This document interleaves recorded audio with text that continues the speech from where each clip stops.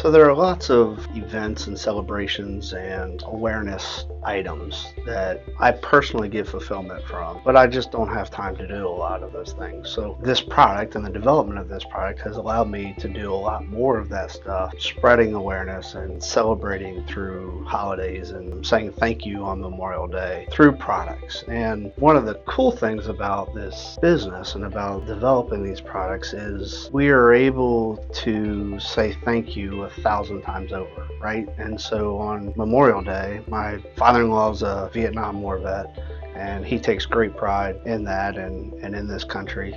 And it means a lot to him, right? And so it means a lot to me to say thank you to him. And turning the house red, white, and blue on Memorial Day is something that means a lot. It's similar to whenever I see somebody on the street with a veteran's hat, just walking up and shaking their hand and saying thank you.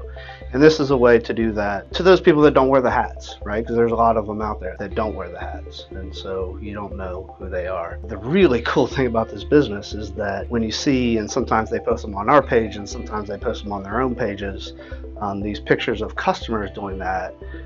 I mean, we get to say thank you 1,000 times all over the country through the product, and that gives you goosebumps.